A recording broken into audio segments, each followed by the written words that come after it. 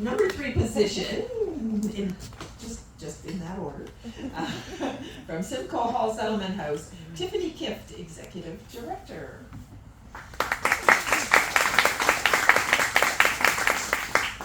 Good evening, thank you guys, and thank you for the invitation here tonight. It's amazing to be surrounded by such incredible women who care for the community that they live and they grow their families in, and they support it. So, because really, it takes a community to raise a child, to raise these people into a good spot. So a little history about Simcoe Hall. We started in Oshawa in 1935. It was a group of women that came together that recognized that there was a significant need, partially by the community, the depression, but also the area of the community that we're located in did have a little extra needs.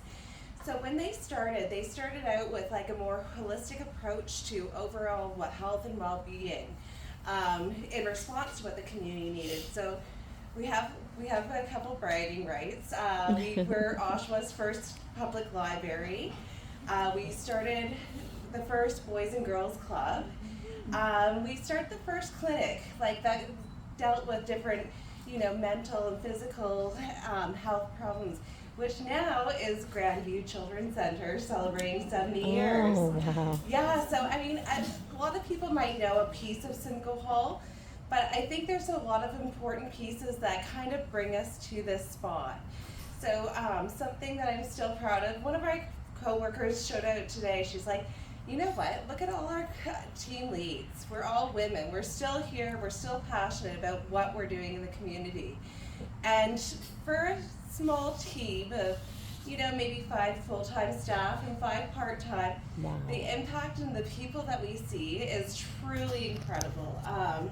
So, like a lot of grassroots, we are not-for-profit, we are completely community supported. We don't receive government funding or any regular one source of funding. Everything that we offer the community is brought to us by the community. And sometimes I get worried. I'm putting out golf registrations and like, you know what? Whenever we need it, they show up. So, and stuff like this, being able to give our, recognition that the community is huge. So right now we're operating Durham's largest food bank, and I'm sure all you guys are aware with what's going on in the news. Food banks are significantly over-accessed, and the demographic of the people that we're serving has drastically changed. So we're seeing people that are, lower income and stuff, which we traditionally have. But right now we're seeing a growing number of families, people that are working and cannot afford just basic needs because of the cost of living. Just food is out of reach for them despite their efforts. And it's difficult some days. You see the faces and you connect and stuff, because what we try and do is people come to us as a first level of, a growing need. Food's pretty basic, but it's the start of, escalating problems. So we do try and connect with them with different agencies within the community. It's to help them and support them and know that you're not alone. We hope that what we're offering is temporary solutions that will get them through an emergency situation. So we do pack accordingly. So because of the growing need of even seniors, we've started seniors hours at our food bank. We are doing a lot of underhoused and unhoused programs right now, where we pack differently for people who are doing motel living or living on the streets. And just, it can be as simple as they don't have a can opener, so we're going to do pop tops, we're going to do the extra proteins. So that is challenging though. Right now, we used to historically not shop. Right now, our monthly budget is higher than our annual budget's been typically. But through the food bank, we also offer holiday hampers, which is our extra special stuff.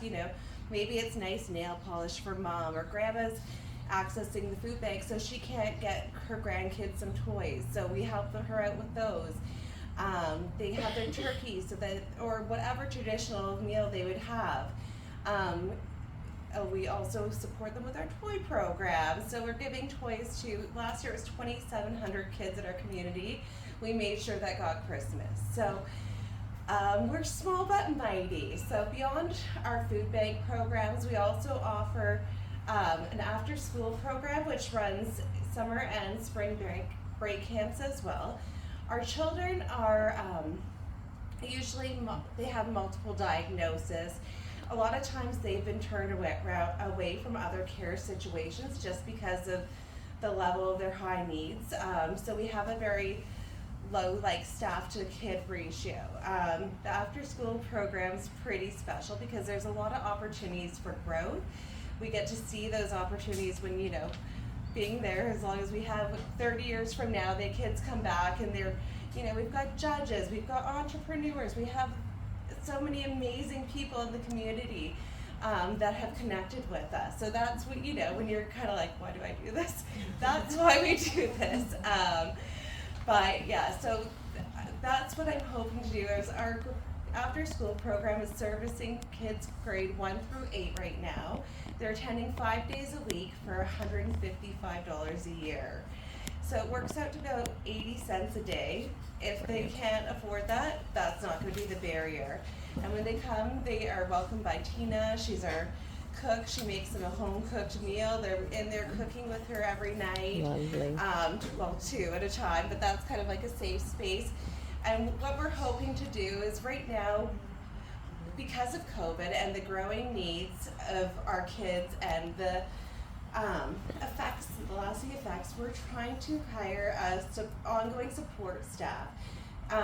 Because someone that's trained to sit with these kids when they've had a bad day. A lot of times our kids are coming to our program and there's been some police intervention or something in their life, and then they've had to go to school and they might not have lunch, and then they end up here with all their big lives. Oh, am I off? Oh my gosh, see, this is a problem. Anyways, after school program, thank you guys.